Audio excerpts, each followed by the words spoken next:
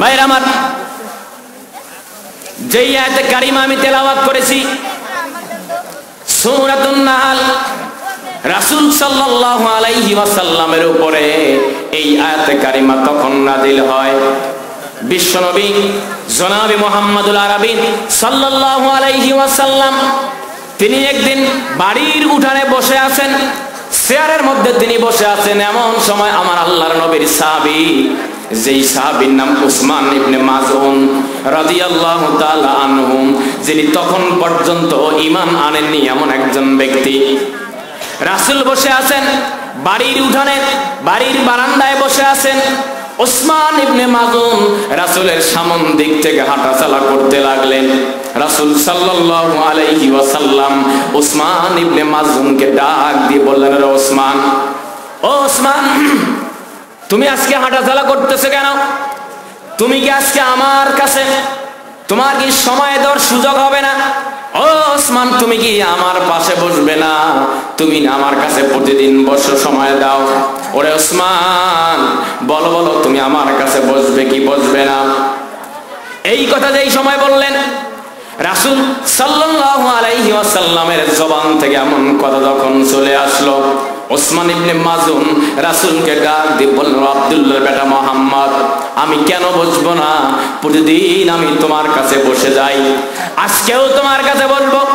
আপনারা এই আয়াতের তাফসীর পড়ে দেখবেন, তাফসীর ইবনে কাসির, তাফসীর ফি জিলালিল কোরআন, তাফসীরে জালালাইন, তাফসীরে কাশফ, তাফসীরে বাইজাবি, তাফহিমুল কোরআন সহ এমন কোন তাফসীর গ্রন্থ নাই যেখানে ঘটনা উপস্থাপন করে নাই। আমার রাসূল সাল্লাল্লাহু আলাইহি ওয়াসাল্লাম উসমান ইবনে মাজউনকে বসায় ফেললেন। উসমান রাসূলের পাশে বসে বললেন, রাসূল সাল্লাল্লাহু আলাইহি ওয়াসাল্লাম ওসমানের পাশে ওসমানকে পাশে বসায় কুশল বিনিময় করতেছেন। হঠাৎ করে ওসমান রাদিয়াল্লাহু তাআলা আনহু দেখতে পেলেন আমার আপনার বিশ্বনবী আসমানের দিকে তাকালেন। আসমানের দিকে তাকানোর পর রাসূল চেয়ার থেকে উঠে পড়লেন, সামনের দিকে হাঁটেন, বামের দিকে হাঁটেন, ডানের দিকে হাঁটেন, সামনে পিছনে চতুর্দিকে তিনি হাঁটাচলা করতে লাগলেন। হাঁটতেছেন রাসূল, হাঁটতে হাঁটতেন এক পর্যায়ে কয়েক মিনিট তিনি হাঁটা চলা যখন করলেন, করার পরে বসে পড়লেন। ওসমান রাদিয়াল্লাহু তাআলা আনহু আল্লাহর নবীর আল্লাহর নবীকে ডাক দিয়ে বললেন, ইয়া রাসূলুল্লাহ, ইয়া হাবিবাল্লাহ, আমি বুঝতে পারলাম না, আমি আপনার দরবারে অনেক দিন আপনার কাছে এসেছিলাম, বসেছিলাম, সময় দিয়েছিলাম। ওগো আল্লাহর নবী, আপনি তাড়াতাড়ি করে জানায় দেন, আপনি কেন আসমানের দিকে তাকালেন? সামনের দিকে, ডানের দিকে দেখলেন, বামের দিকে দেখলেন, সামনের দিকে তাকালেন, পিছনের দিকে তাকালেন, আপনি হাঁটা চলা করলেন কি কারণে? দয়া করে মায়া করে আপনার কারণটা আমার দরবারে জানায় দেন। চিৎকার দিয়ে বলেন সুবহানাল্লাহ, আরো জোরে বলেন সুবহানাল্লাহ। ওসমান ইবনে মাজউন এভাবে জিজ্ঞেস করলেন। রাসূল বলেন, ওসমান, তুমি কি আসলে ভালোভাবে খেয়াল করেছো? ওসমান বলি, রাসূলুল্লাহ, ও আব্দুল্লাহর বেটা মুহাম্মদ তখন মধ্যে ঈমান আনেনি। বলেছে, হ্যাঁ আমি খেয়াল করেছি, আপনি উঠলেন, হাঁটাচলা করলেন কি কারণে? দয়া করে আমাকে জানায় দেন। চিৎকার দিবেন আল্লাহু আকবার। ভাইরা আমার, রাসূল সাল্লাল্লাহু আলাইহি ওয়াসাল্লাম ওসমান ইবনে মাজউনকে জানালেন, ও ওসমান, তুমি যেহেতু খেয়াল করেছো, লক্ষ্য করেছো, তোমাকে বলতেই হবে আমি কেন আসমানের দিকে তাকালাম, আমি কেন আকাশের দিকে তাকালাম, ডানে তাকালাম, বামে তাকালাম, সামনের দিকে তাকায় আমি কেন বা হাঁটাচলা করলাম, পিছনে কারণ হলো আল্লাহ রাব্বুল আলামিন আমার দরবারে এই সময় স্পেশাল মেসেঞ্জার হযরতে জিবরিল আলাইহিস সালামকে পাঠিয়ে দিয়েছেন। নরে জিবরিল, যাও যাও আমার বিশ্ব নবীর দরবারে যাও। সূরাতুন নাহলের 90 নম্বর আয়াত আমার আল্লাহ হযরত জিবরিল আলাইহিস সালামের মাধ্যমে আমার মেসেঞ্জার ইনবক্সে আমার দরবারে নাজিল করে দিলেন। চিৎকার দিয়ে বলেন সুবহানাল্লাহ, আর জোরে বলেন সুবহানাল্লাহ। বন্ধুরা আমার, এখানেই শেষ নয়, এই আয়াতের ব্যাপারে ছোট্ট একটি ঘটনা বলতে হচ্ছে রাসূল সাল্লাল্লাহু আলাইহি ওয়াসাল্লামের ব্যাপারে।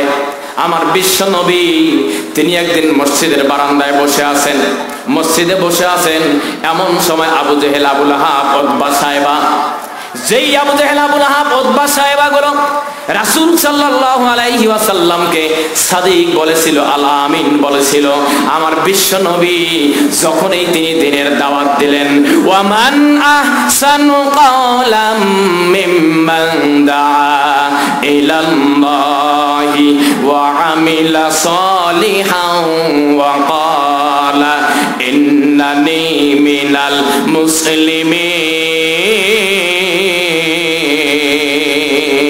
আল্লাহু আকবার। এত প্রিয় আয়াত, এই আয়াত যদি কেউ পড়ে ব্যাখ্যা জেনে নিতে পারি আমরা, আমাদের জীবনের অনেক প্রশ্নের অ্যান্সার, উত্তর এই আয়াতে চিৎকার দিবেন আল্লাহু আকবার। ওয়া মান আহসানু কাওলাম মিম্মান দাআ ইলাল্লাহ, ইসমে তাফজিলের থেকে ব্যবহার করা হয়েছে। তার চেয়ে উত্তম কারো কথা হতে পারে না যে ব্যক্তিগুলো মানুষকে আহ্বান করে দা ইলাল্লাহ তথা দাল কোরআন, আল্লাহর দিকে ডাকে, ন্যায়ের পথে ডাকে, এই ব্যক্তির কথাই সর্বোত্তম। চিৎকার দিবেন আল্লাহু আকবার। ও আমিলা সালিহান, এবং নেক কাজ করে। প্রথম কাজ হলো কোরআনের দিকে ডাকা, আল্লাহর দিকে ডাকা। দ্বিতীয় কাজ হলো নেক কাজ করা। সম্মানিত ভাইরা আমার দিকে তাকান, এটা জবানটা খুলে বলেন তো, যারা কোরআনের দিকে ডাকে এরা মুসলমান না মুসলমান? জোরে বলেন, জোরে বলেন, মুসলমান না মুসলমান? এরা মুসলমান। কিন্তু আল্লাহ কেন বললেন ওয়াকালা ইন্নানি মিনাল মুসলিমিন, এবং সে বলে আমি একজন মুসলমান? একথার অর্থ হলো এই, রাসূল সাল্লাল্লাহু আলাইহি সাল্লাম 40 বছর পর্যন্ত রাসূল ছিলেন as-সাদিক, আল আমিন। তিনি একজন মহা সত্যবাদী মানুষ। কথা বলেন, কথা বলেন, ঠিক না ঠিক? কিন্তু যখন এই দিনের দাওয়াত দিলেন বিশ্বনবী, যখন এই দিনের দাওয়াত দিলেন, কুনতুম খায়রা উম্মাতিন উখরিজাত লিন-নাস তা'মুরুনা বিল মারুফ ওয়া তানহাউনা আনিল মুনকার, যখন এই বিশ্বনবী এই দিনের দাওয়াত দিলেন, যখন এই সর্বোত্তম দাওয়াত, সেই আবু জেহেল, আবু লাহাব, উতবা সাহেবাগুলো 40 বছর পর্যন্ত রাসূলকে সাদিক বলেছিল, আল আমিন বলেছিল, এই দিনের দাওয়াত যখনই দিতে লাগলেন তিনি হলেন পাগল, তিনি হলেন শায়ের, তিনি হলেন কাহেন। কথা বলেন, ঠিক না ঠিক? এই কথার অর্থ হলো এই হকের দাওয়াত, ওয়াজাল হক ওয়াজাকাল বাতিল ইন্নাল বাতিলা কানা যাহুকা, নিঃসন্দেহে হক আর বাতিল এটা কখনো এক হতে পারে। যদি আপনার দাওয়াত হকের হয়, বাতিলদের গায়ে তো একটু লাগবেই। জোরে বলেন, আরে জোরে বলেন না কেন? আমার দাওয়াত হকের হলে আমার দাওয়াতে বাতিল শক্তি একটু কষ্ট পাবে, এটাই স্বাভাবিক।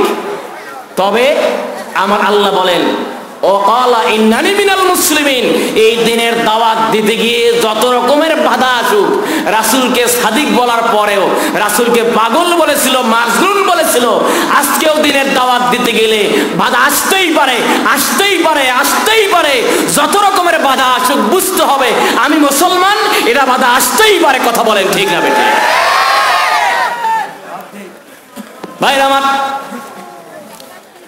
রাসূল সাল্লাল্লাহু আলাইহি ওয়াসাল্লাম মসজিদে নববীতে বসে আছেন। এমন সময় আবু জেহেল, আবু লাহাব, উতবা সাহেবা, ওই সময়ের শ্রেষ্ঠ একজন আরবি ভাষার উপরে পাণ্ডিত্য অর্জনকারী ব্যক্তি, যেই ব্যক্তির নাম ওলীদ ইবনে মুগীরা, এই ব্যক্তিকে আবু জেহেল ডাক দিয়ে নিয়ে আসলো। ওলীদকে ডাক দিয়ে বলা হলো, ওরে ওলীদ, তুমি আব্দুল্লাহর বেটা মুহাম্মদের দরবারে চলে যাও। সে যেভাবে দিনের দাওয়াত দিচ্ছে, এমন একটা সময় চলে আসবে যেই সময়ে আমাদের নেতৃত্ব থাকবে না, কর্তৃত্ব থাকবে না। তুমি তাড়াতাড়ি যাও, মুহাম্মদের দরবারে একটু কথা বলে আসো, সে কি জন্য দাওয়াত দিচ্ছে। ওলীদ ইবনে মুগীরা আর দেরি করলেন না, রাসূল সাল্লাল্লাহু আলাইহি ওয়াসাল্লামের দরবারে ওলীদ চলে গেলেন।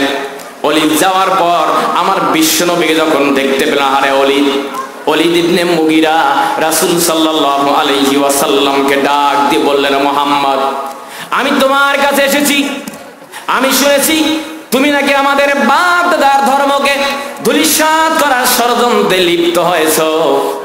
তোমার ষড়যন্ত্র হলো আমাদের বাপ দাদার ধর্মকে তুমি ধ্বংস করতে চাও, নাশাত করতে চাও।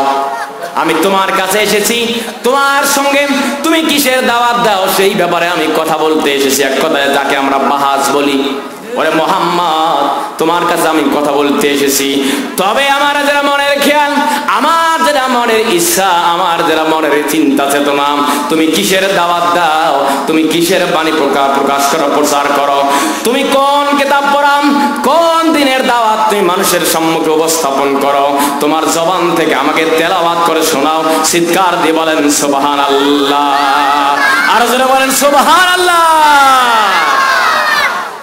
ওলীদ ইবনে মুগীরা রাসূলের জবান থেকে তেলাওয়াত শুনতে চায়, আলহামদুলিল্লাহ পড়েন। আমাদের সমাজে কিছু লোক আছে, হুজুর সারা রাত ওয়াজ করেন, খুব ভালো লাগে হুজুর, কিন্তু নামাজ ভালো লাগে না। নবীজির কথা শুনে সবাই কান্দে, কিন্তু নবীর সমাজ গড়ার কাজে যত দ্বন্দ্ব মনে বাজে। কথা বলেন, কথা বলেন। খুব ভালো লাগে, খুব ভালো লাগে, কিন্তু নামাজ ভালো লাগে না। ওলীদ ইবনে মুগীরা রাসূলের দরবারে এইভাবে প্রস্তাব করেছেন, রাসূল মনটা খুশি নেবে যা, আলহামদুলিল্লাহ বলেন। বন্ধুরা আমার, রাসূল সাল্লাল্লাহু আলাইহি ওয়াসাল্লাম তিনি আর দেরি করলেন না, তার জান্নাতি জবান থেকে এমন সুললিত কণ্ঠে রাসূল সাল্লাল্লাহু আলাইহি ওয়াসাল্লাম তেলাওয়াত করতে লাগলেন। যেই আয়াতে কারিমা আমি তেলাওয়াত করেছি সূরাতুন নাহল মাক্কিয়া, রাসূল সাল্লাল্লাহু আলাইহি ওয়াসাল্লামের মাক্কি জীবনে এই সূরাটি নাযিল হয়। এই আয়াত রাসূল সাল্লাল্লাহু আলাইহি ওয়াসাল্লামের জবান থেকে তিনি তেলাওয়াত করতে লাগলেন এভাবে, ইন্নাল্লাহা ইয়ামুরু বিল আদলি ওয়াল ইহসানি ওয়া ইতা'i যিল কুরবা ওয়া ইয়ানহা আনিল ফাহশাই ওয়াল মুনকার। আল্লাহু আকবার। কোন ভাইরা আমার, রাসূল সাল্লাল্লাহু আলাইহি ওয়াসাল্লাম এভাবে তিনি তার জবান থেকে তেলাওয়াত করতেছেন। তেলাওয়াত যখন শেষ হয়ে গেল, রাসূল যখন থেমে গেল, ওলীদ ইবনে মুগীরা রাসূলের দরবারে এসেছেন বাহাস করার জন্য, ঝগড়া করবেন কিভাবে মুহাম্মদকে হটানো যায়, কিভাবে মুহাম্মদের এই দাওয়াতকে প্রত্যাখ্যান করা যায়। আমার আল্লাহ রাব্বুল আলামিন কোরআন কারীম নাযিল করেছেন। আমার আল্লাহ বলেন, ওগো নবীজি, তোমার উম্মতে মুহাম্মদীকে জানায় দাও, যে বাজারা আমার এই কোরআনের নূরকে নির্বাপিত করতে চায়, ইউরিদুনা লিইউতফিউ নূরাল্লাহি বিআফওয়াহিহিম ওয়াল্লাহু মুতিম্মু নূরিহি ওয়ালাউ কারিহাল কাফিরুন। আমার আল্লাহর বক্তব্য হলো, ওগো নবীজি, যে বাজারা তোমার এই কোরআনের নূরকে নির্বাপিত করতে চায়, তারা চেষ্টা করে কোনো লাভ হবে না। তারা ফুৎকার দিয়ে নির্বাপিত যারা নিভাতে চায়, আলোকে নিভাইতে চায় যারা, তাদের জন্য হুঁশিয়ারি সংবাদ হলো, তাদের এই ষড়যন্ত্র, তাদের এই চক্রান্ত কোনো কাজ হবে না। আমার আল্লাহ বলেন, যদিও বা কাফের মুশরিকরা সেটা অপছন্দ করে, আমার আল্লাহ কোরআন নাযিল করেছেন। আমার আল্লাহ বলেন, লাহাফিজুন, আমি কোরআন নাযিল করেছি, কিন্তু কোরআন হেফাজত করার দায়িত্ব নিয়েছেন স্বয়ং আল্লাহ। চিৎকার দিয়ে বলেন সুবহানাল্লাহ। আল কোরআনের সৈনিক আমার, নেই কোনো ভয়, এক আল্লাহর গোলাম আমি, এই তো পরিচয়। মারহাবা কার? কোরআন হাদিস শাসনতন্ত্র, রাসূল আমার নেতা, উৎসাহ দাও চির অমলানে ইতিহাসে বীর গাথা। এক আল্লাহ ছাড়া যাদের দিলেন, এক আল্লাহ ছাড়া যাদের দিলে নেই কোনো ভয়, এক আল্লাহর গোলাম আমি, এই তো পরিচয় আমার, এই তো পরিচয়। আল কোরআনের সৈনিক আমার, নেই কোনো ভয়, এক আল্লাহর গোলাম আমি, এই তো পরিচয়। মারহাবা কার? ভাইরা আমার, ওখানে যাব। রাসূল সাল্লাল্লাহু আলাইহি ওয়াসাল্লাম সূরাতুন নাহল তিনি তেলাওয়াত করলেন। তেলাওয়াত যখন শেষ হয়ে গেল, রাসূল থেমে গেলেন। কিন্তু রাসূলের তেলাওয়াত শোনার পর দেখেন কি বক্তব্য দিয়েছে। যেই ওলীদ রাসূল সাল্লাল্লাহু আলাইহি ওয়াসাল্লামকে দমাতে এসেছেন, থামাতে এসেছেন। সেই ওলিদ রাসূলের তেলাওয়াত শোনার পর তিনি কসম করে বলেছেন, মুসলিম শরীফের বর্ণনায়, আপনারা আজকে গুগলে সার্চ দিলেও এই শব্দটা পেয়ে যাবেন। ওলীদ ইবনে মুগরা কি বক্তব্য দিয়েছেন? ওলীদ স্পষ্ট করে বলেন, ওয়াল্লাহি ইন্না লাহু লা হালাওয়া ওয়া ইন্না আলাইহি লা তালাওয়া। আল্লাহু আকবার। ওলীদ ইবনে মুগীরা রাসূল সাল্লাল্লাহু আলাইহি ওয়াসাল্লামের জবান থেকে যখন তিনি তেলাওয়াত শোনার পর রাসূল থেমে গেলেন, ওলীদ ডাক দিয়ে বলছে, ওরে মুহাম্মদ, আমি সেই সত্তার কসম করে বলছি, ইন্না লাহু লা হালাওয়া, নিশ্চয় হালুয়া। হালুয়া চেনেন তো নাকি? হ্যাঁ, হালুয়া চেনেন কি চেনেন না? হালুয়া মিষ্টি না তিতা? জোরে বলেন, মিষ্টি না তিতা? হ্যাঁ, আসতেছে সামনে নাকি বলেন? এই তো সামনে শাবান, জামাদিস সানি, রজব, তারপর শাবান। শাবান মাস আসলেই, চাঁদ উঠলেই ইমাম সাহেবের মহা বিপদ। ঠিক না বে ঠিক? কারণ মনে করেন 300 ঘর নিয়ে একটা জামাত, ইমাম হলো একজন বা দুইজন, কি খাইবে?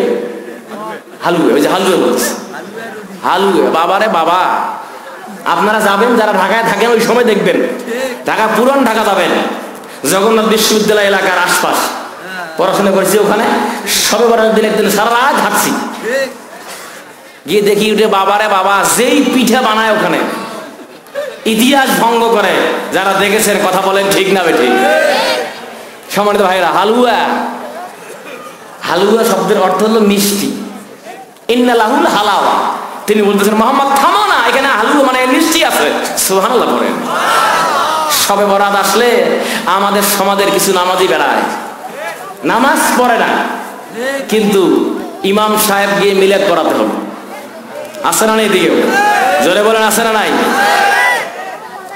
কিছু মিলাদ পড়ালো কেমন আছে, উজু করাও জানে না, নামাজ তো জানেই না, মনে করে যে ইমাম সাহেবকে ডাক দিয়ে নিয়ে আসলে মনে হয় মিলাদ দিলে মনে হয় বাপ মা একদম জান্নাত চলে যাবে।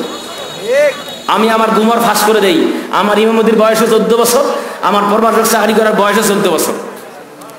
আমার এই জীবনে দেখছি, আমি সব জায়গায় কথা বলে আসছি, সেটা হলো এই, আমি ইমাম সাহেবকে ডাক দিয়ে নিয়ে দাওয়াত খাওয়ান, বাপ মাকে জান্নাতে যাওয়ার টিকিট আমরা দিয়ে আসি। এমন লম্বা সুর, 6 আলিফ টান, যাতে করে বাপ মা জান্নাত যায়, মানে হাদিয়া যেন বেশি পাই। ঠিক না বে ঠিক? সম্মানিত ভাইরা, কিন্তু মূল কথা হলো এই, আমি ইমাম সাহেব দোয়া করলে কবুল হতেও পারে, নাও হতে পারে। পীর সাহেব হুজুর দোয়া করলে দোয়া কবুল হতেও পারে, নাও হতে পারে। কিন্তু আমার বিশ্বনবী তিনি স্পষ্ট বলে গিয়েছেন, সন্তান যখন বাবার জন্য, মায়ের জন্য দোয়া করে, কোনো ট্রানজিট নাই, সরাসরি আল্লাহ কবুল করে। চিৎকার দিন আল্লাহু আকবার। এই জন্য বলি, ইমাম সাহেবকে 200 টাকা হাদিয়ে দেওয়ার চেয়ে আপনি 200 টাকা দিয়ে বাজার যান, গিয়ে আপেল, কমলা, বেদানা নিয়ে আসেন, নিয়ে এসে মায়ের কাছে, মা জীবিত আছে, মাকে খাওয়ান।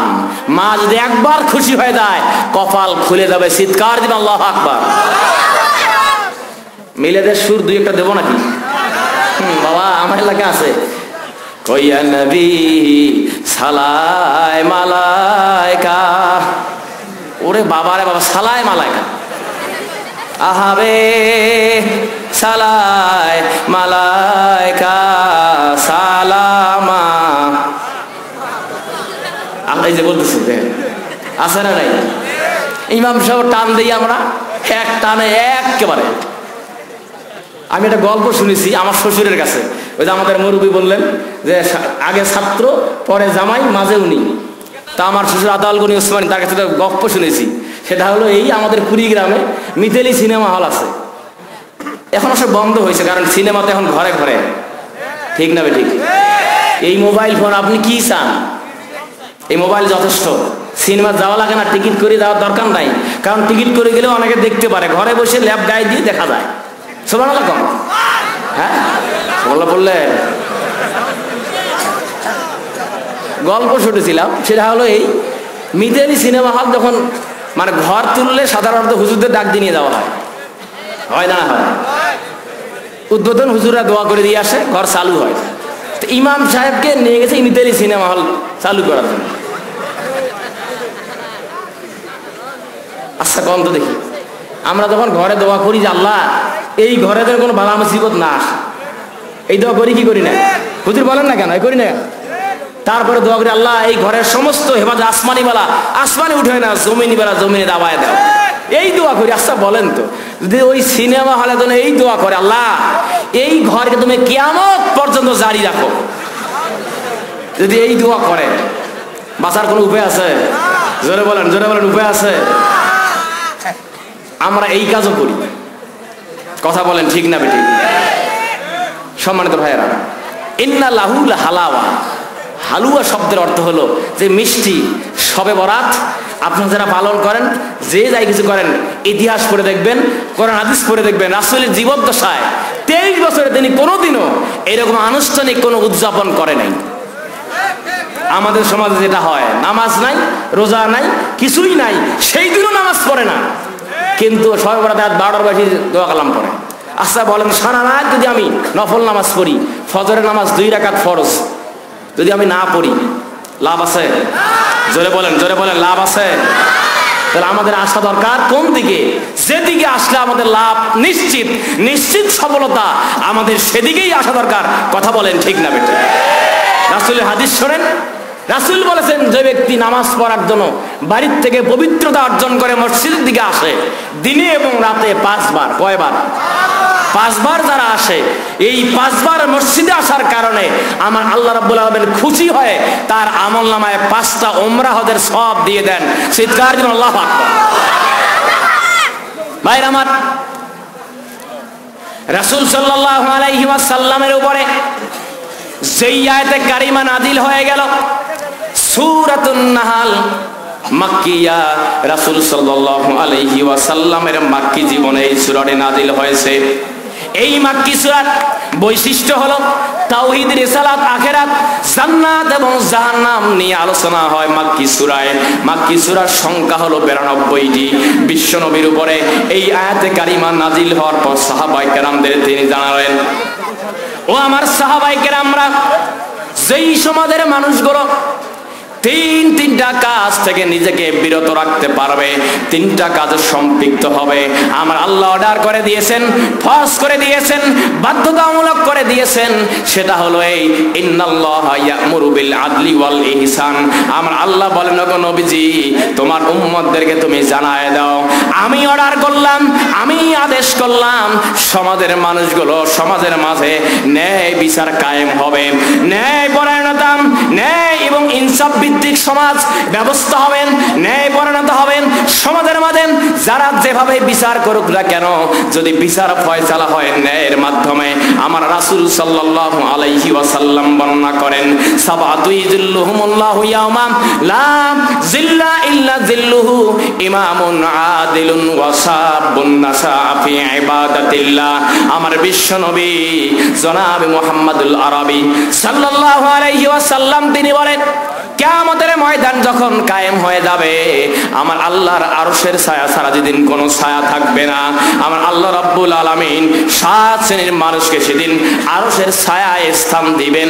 চিৎকার দিয়ে বলেন সুবহানাল্লাহ, আর জোরে বলেন সুবহানাল্লাহ। কয় শ্রেণীর মানুষ? 7 শ্রেণীর মানুষ। তার প্রথম নম্বর হলো ইমামুন আদিল। আল্লাহু আকবার করুন।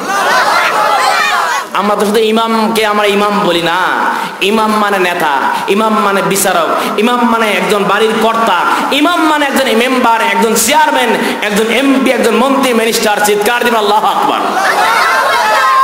ভাইরা আমার, ইমামুন আদিলুন, ন্যায় বিচারক যারা হবে, সমাজের ন্যায় এবং ইনসাফ দ্বারা কায়েম করবে। আপনি বাড়ির কর্তা, আপনার 2টি ছেলে 1টি মেয়ে। আমাদের সমাজে কিছু মানুষ আমরা দেখতে পাই কিভাবে মেয়েকে ঠকানো যায়, এমন লোক আছে না নাই? আরো জোরে বলতে হবে, আছে না নাই? হাজী সাহেব হজ করার জন্য যায়, হজ করার সময় কিভাবে ছেলেকে বেশি জমি লিখে দেওয়া যায়, এভাবে লিখে দিয়ে হাজী সাহেব মেয়েকে ঠকায় দেয়। আছে না নাই? জোরে বলতে হবে, আছে না নাই? মনে রাখ রাখতে হবে। যদি কোনো ব্যক্তি বান্দার হক নষ্ট করে, বান্দার হক মেরে দিয়ে 1000 বার উমরা করে, হজ করে, এই ব্যক্তির কবুল হবে না কখনো হজ, কারণ বান্দার হক কখনো মাফ হয় না। চিৎকার দিয়ে বলেন নাউজুবিল্লাহ। ভাইরা আমার, তাহলে প্রথম নম্বর হলো ইন্নাল্লাহা ইয়া'মুরু বিল আদল। আল্লাহ রাব্বুল আলামিন অর্ডার করে দিয়েছেন ন্যায় বিচার কায়েম করতে হবে। রাসূল সাল্লাল্লাহু আলাইহি ওয়াসাল্লামের একজন সাহাবী, যেই সাহাবীর নাম আমরা পরিষ্কার জানতে পাই, সহজে চিনতে পারি, যিনি অর্ধ জাহানের খলিফা, অর্ধ পৃথিবী করিত শাসন, এমন একজন ব্যক্তি খলিফাতুল মুসলিমিন ওমর ইবনুল খাত্তাব রাদিয়াল্লাহু তাআলা আনহু। ওমর রাদিয়াল্লাহু তাআলা আনহু যুদ্ধের বরম একজন ব্যক্তি, একজন ইহুদি চুরি করে ফেলেছে। আর সেই সময়ে প্রধান বিচারপতি হলেন কাজী হযরত আবু বকর সিদ্দিক রাদিয়াল্লাহু তাআলা আনহু। ওমর রাদিয়াল্লাহু তাআলা আনহু প্রধান বিচারপতির কাছে মামলা দায়ের করলেন। ওই ইহুদিকে অভিযুক্ত করে মামলা তিনি দায়ের করে ফেললেন। যখন এই মামলা দায়ের হয়ে গেল, খলিফাতুল মুসলিমিন ওমর ইবনুল খাত্তাব নিজে হলেন বাদী আর ইহুদি হলেন বিবাদী। দুইজন দাঁড়িয়ে পড়েছেন। আজকে যেমন আমরা আমাদের দেশে আমরা দেখতে পাই বিচারক থাকে একজন, দুই পক্ষের দুই রকমের উকিল মুক্তারগুলো থাকেন। এইরকম খলিফাতুল মুসলিমিন তিনি হলেন বাদী, অর্ধ জাহানের প্রেসিডেন্ট, অর্ধ জাহানের যিনি প্রেসিডেন্ট, অর্ধ পৃথিবী তিনি শাসন করেছেন, এমন একজন ব্যক্তি, যেই ব্যক্তি হলেন বাদী আর ইহুদি হলেন বিবাদী। এই ইহুদির বিরুদ্ধে খলিফাতুল মুসলিমিন মামলা দায়ের করেছেন। কাজী প্রধান বিচারপতি আবু বকর সিদ্দিক রাদিয়াল্লাহু তাআলা আনহু তিনি বিচার কার্য ফয়সালা করবেন। দুই পক্ষের কাছ থেকে সাক্ষী সমেত তিনি ফয়সালা সিদ্ধান্ত নেবেন। আজকে যেমন আমাদের দেশে সাক্ষীর ব্যবস্থা করা হয়, সাক্ষীর মাধ্যমে বিচারকগণ রায় দিয়ে থাকেন, এমন একজন ব্যক্তি আবু বকর সিদ্দিক রাদিয়াল্লাহু তাআলা আনহু তিনি সাক্ষী উপস্থাপন করতে বললেন ওমর ইবনুল খাত্তাব রাদিয়াল্লাহু তাআলা আনহু। দুইজন সাক্ষীকে তিনি উপস্থাপন করলেন, কিন্তু দুইজন সাক্ষী, যার মাঝে একজন হলো আব্দুল্লাহ ইবনে ওমর, তার একজন সন্তান, আর একজন হলো তার গোলাম। এই দুইজন সাক্ষী যখনই ওমর ইবনুল খাত্তাব রাদিয়াল্লাহু তাআলা আনহুর পক্ষে সাক্ষ্য দিলেন, যখন এই প্রধান বিচারপতি তার সাক্ষী সব শুনতে পেলেন, বক্তব্য শুনতে পেলেন, আবু বকর সিদ্দিক রাদিয়াল্লাহু তাআলা আনহু ইহুদির কাছ থেকে যখন তিনি জবানবন্দি নেবেন, এক পর্যায়ে ইহুদি ডাক দিয়ে বললেন, প্রধান বিচারপতি আবু বকর সিদ্দিককে ডাক দিয়ে বললেন, ও আবু বকর সিদ্দিক, ও প্রধান বিচারপতি, আপনার দরবারে আমি আবেদন রাখবো, আমি যেভাবে অভিযুক্ত হলাম, আমার বিরুদ্ধে তারা যেভাবে সাক্ষী দ্বারা উপস্থাপন করলো, আমি বলবো সাক্ষী, একজন সাক্ষী হলো তার সন্তান আর একজন হলো তার গোলাম। এরা পরিষ্কার সিদ্ধান্ত, বাপের জন্য কখনো সন্তান বিরোধিতা করতে পারে না, বাপের জন্য কখনো সন্তান সাক্ষী হতে পারে না, কারণ সন্তান অবশ্যই বাপের পক্ষে সাক্ষ্য দেবে। চিৎকার দিয়ে বলেন ঠিক না বেঠে? বাপের জন্য সাক্ষ্য দিবে সন্তান, এটাই স্বাভাবিক। এই জন্য ইহুদি বলতেছে না, এটা হতে পারে না, কারণ বাপের জন্য সন্তান সাক্ষ্য দিবে আর একজন গোলাম চাকর সেও তো সাক্ষ্য দিবে, সুতরাং এই বিচার আমি মানি। ভাইরা আমার, কোন বিচার আমরা মানব? খলিফাতুল মুসলিমিন ওমর ইবনুল খাত্তাব রাদিয়াল্লাহু তাআলা আনহু তিনি নিশ্চুপ হয়ে দাঁড়িয়ে আছেন। ইহুদির যুক্তি তো ঠিক, সন্তান আমার পক্ষে সাক্ষ্য দেবে, তাই স্বাভাবিক, গোলাম আমার পক্ষে সাক্ষ্য দেবে। ও আমার গঙ্গাচড়ার ভাইয়েরা, একটু কান লাগান, একটু খেয়াল করুন। আজকে যেমন সাক্ষীর ব্যাপারে এত কিছু হয়, আমার আল্লাহ রাব্বুল আলামিন বলেন, ওরে বান্দা, ওরে বান্দি, তুমি ভয় করো সেই দিনকে, যেই দিন আহারে লা তাসজি নাফসুন আন নাফসিন শাইআ, যেদিন কোনো ব্যক্তির উপকারে আসবে না, যেদিন কোনো ব্যক্তির বিনিময় গ্রহণ করতে পারবে না, এমন দিন বলেন তো আছে না? না ভাইরা আমার, আল্লাহ বলেন, বান্দা সেই দিনকে ভয় করো। ওয়াত্তাকু ইয়াওমান লা তাজজি নাফসুন আন নাফসিন শাইআ। আল্লাহু আকবার কর। আল্লাহ বলেন, বান্দা সেই দিনকে ভয় করো, যেদিন কোনো ব্যক্তির উপকারে আসবে না। এবং যেদিন লা ইকবালু মিনহা আদলুন, কোন ব্যক্তির কাছ থেকে কোনো বিনিময়ও নেওয়া হবে না। আজকে বিনিময় নেওয়া হয় না? না হয়। আপনি কোথায় যাবেন, অফিসে যাবেন, আদালতে যাবেন, যেখানে যাবেন, বাম হাতের বিনিময় ছাড়া আপনার ফাইল আপনার টেবিলে পড়ে থাকে। আওয়াজ দিয়ে বলেন ঠিক না বেঠে? ভাইরা আমার, আল্লাহ রাব্বুল আলামিন বলেন ওয়ালা ইকবালু মিনহা আদলুন ওয়ালা তানফাউহা শাফাআ, সেদিন কারো কাছ থেকে কোনো সুপারিশ নেওয়া হবে না। খলিফাতুল মুসলিমিন উমর ইবনুল খাত্তাব রাদিয়াল্লাহু তাআলা আনহু বিচার প্রার্থী, তিনি নীরবে দাঁড়িয়ে আছেন, কোনো কথা বলছেন না। তার চিন্তা হলো, যেহেতু বিচারপতি একজন বিচার করবে না হারে, এই বিচারপতির বক্তব্য শোনার জন্য খলিফাতুল মুসলিমিন তিনি বসে আছেন। খলিফাতুল মুসলিমিন তিনি বিচারপতির কাছ থেকে রায় নেবেন।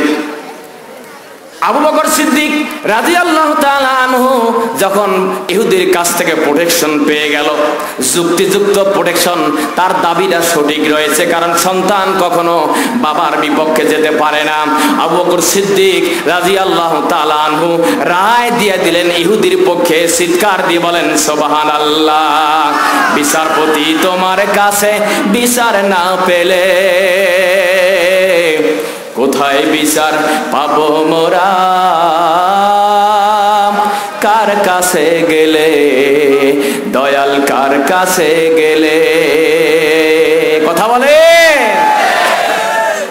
বিচারপতি তোমার কাছে বিচার না পেলে কোথায় বিচার পাবো মোরা, কার কাছে গেলে, কার কাছে গেলে? সর্বাঙ্গে দেখি শুধু লেবেলি মানবতা, ভিতরে দেখি মানবতা নেই, আছে শুধু সাদা। কোনটা সত্য কোনটা মিথ্যা, কোনটা সত্য কোনটা মিথ্যা, বিচার কে করিবে, কোথায় বিচার পাবো মোরা, কার কাছে গেলে দয়াল, কার কাছে গেলে? লিল্লাহি তাকবীর। সম্মানিত ভাইরা, বিচার রায় হয়ে গেল। আবু বকর সিদ্দিক রায় দিলেন কার পক্ষে? জোরে বলেন, জোরে বলেন, জোরে বলেন, কার পক্ষে? ওমর তিনি কি সাধারণ মানুষ? অর্ধ জাহানের প্রেসিডেন্ট। তিনি বলতে পারতেন, আবু বকর সিদ্দিক, ও বিচারপতি, তুমি আমার বিপক্ষে তুমি রায় দিলে, তোমাকে আমি চাকরিচ্যুত করব, এই কথা বলতে পারতেন কি পারতেন না? জোরে বলেন, জোরে বলেন, পারতেন কি পারতেন না? আবু বকর সিদ্দিককে তিনি তা বলেননি, তিনি নীরবে মেনে নিলেন। চিৎকার দেব আল্লাহু আকবার। ভাইরা আমার, ইহুদি যখন এই দেখতে পেলেন আবু বকর সিদ্দিক প্রধান বিচারপতি, তিনি বলে দিয়েছেন আহারে, রায় দিয়েছেন ইহুদির পক্ষে, তিনি বুঝতে পেরেছেন, সিদ্ধান্ত নিলেন। আবু বকর সিদ্দিক রাদিয়াল্লাহু তাআলা আনহুর দরবারে তিনি সারেন্ডার করলেন। বিচারপতিকে ডাক দিয়ে বলেন, ও আল্লাহর নবীর সাহাবী, আপনার বিচার আমি সন্তুষ্ট হয়েছি। আসলে আমি আপনার বিচারে আমি একেবারে মুগ্ধ হয়ে গেলাম, কারণ আপনি আমার কথা শুনে সন্তানের সাক্ষ্যকে গ্রহণ করেননি, গোলামের সাক্ষ্য গ্রহণ করেননি। ও প্রধান বিচারপতি, আমি সত্য কথা আপনার সম্মুখে উপস্থাপন করতে চাই। আমার কাছ থেকে আপনি সত্য কথা শুনে নেন। ওমর ইবনুল খাত্তাব অর্ধ জাহানের প্রেসিডেন্ট, তিনি যে আমার বিরুদ্ধে মামলা দায়ের করেছে, আমি যে চুরি করেছি, আমি যে চুরি করেছি, এতে কোনো সন্দেহ নাই। আমি বিচার শুনে অভিভূত হয়ে গেলাম, আমি আত্মতৃপ্তি পেয়ে গেলাম। আসলে সত্যি কথা বলতে আমি নিজেই চুরি করেছিলাম ওই বর্মটি। চিৎকার দিয়ে বলেন সুবহানাল্লাহ। বিচারপতির রায় শুনে চোর সারেন্ডার করলো, ইয়া আমিরাল মুমিনিন, আসলে সত্যি আমি তার বর্ম চুরি করেছি, সুতরাং এই বর্ম উনি গ্রহণ করুক, আর আপনি কালেমা পড়ে আমাকে মুসলমান করায় নেন। চিৎকার দিন আল্লাহু আকবার। ভাইরা আমার, আর একজন বিচারপতির ব্যাপারে আমি আপনাদের উদ্দেশ্যে বলতে চাই এভাবে, আমার আল্লাহ রাব্বুল আলামিন যুগে যুগে অসংখ্য নবী আলাইহিস সালামকে প্রেরণ করেছেন। এমন একজন ব্যক্তি, যেই ব্যক্তির নাম নবী দাউদ আলাইহিস সালাম।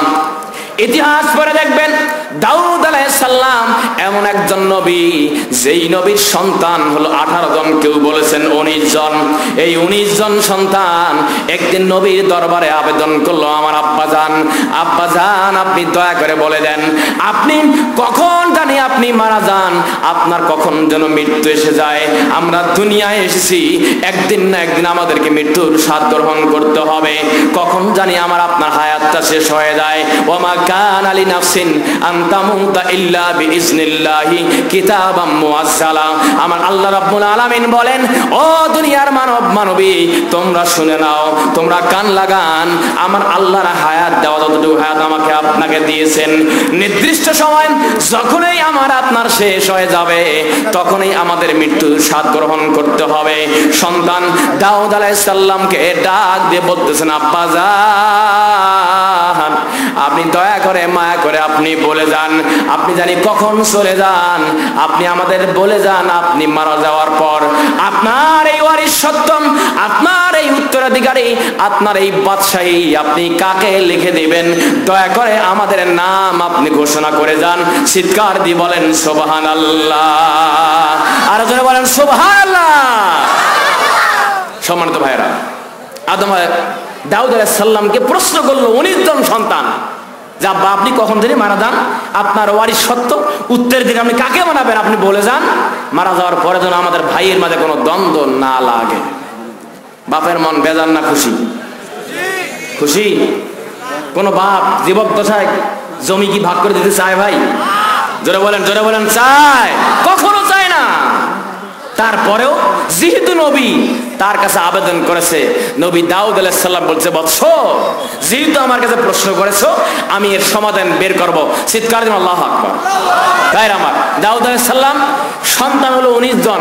এখন প্রশ্ন হলো যে আব্বা আপনি কাকে দিবেন, আপনি বলে যান, আপনি মারা যাওয়ার পর কোনো মামলা মোকদ্দমা না হয়।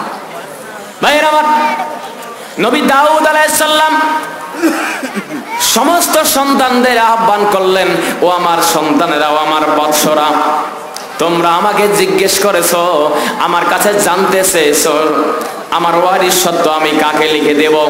আমার 19 জন সন্তান, আমি যে সন্তানের নামটা আজকে উপস্থাপন করব, বাকি সন্তানগুলো আমার উপর বেজার হবে, মন খারাপ করবে। যেই সন্তানের নাম আমি ঘোষণা করব, একজনের নাম ঘোষণা করলে বাকিগুলো অসন্তুষ্ট হবে। সুতরাং আমার আজকে কৌশল হলো, আমি তোমাদের উদ্দেশ্যে তিনটা প্রশ্ন করব। 3টা প্রশ্ন তোমাদের উদ্দেশ্যে আমি ছেড়ে দেব, প্রশ্ন আকারে ছেড়ে দেব। যেই সন্তান 3টা প্রশ্নের জবাব আমাকে দিতে পারবে, যেই সন্তান আমার দরবারে 3টা প্রশ্নের জবাব দিতে পারবে, সেই সন্তানকে আমি আমার ওয়ারিস সত্য লিখে দেব। চিৎকার দিয়ে বলেন সুবহানাল্লাহ। প্রশ্ন কয়টা? আরো জোরে বলতে হবে, কয়টা? 3টা প্রশ্ন। ও পর্দার আড়ালের মায়েরা, অনেক মা বোন এসেছেন, তাদের উদ্দেশ্যে কিছু বলা দরকার, কারণ সরকার হলো মহিলা। কথা বলেন ঠিক না বেঠিক? মহিলাদের জন্য বলতেই হবে। ভাইয়ের আমার, রাসূল সাল্লাল্লাহু আলাইহি ওয়াসাল্লাম কি সুন্দর হাদিস বর্ণনা করেছেন, নিসাউন কাসাতুন আরিয়াতুন মুমিলাতুন মাইলা কাসনামাতিল বুখতিল মাইলা।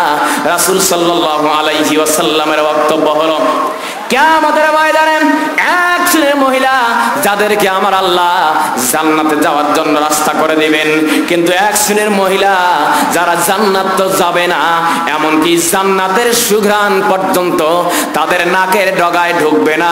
চিৎকার দিয়ে বলেন নাউজুবিল্লাহ।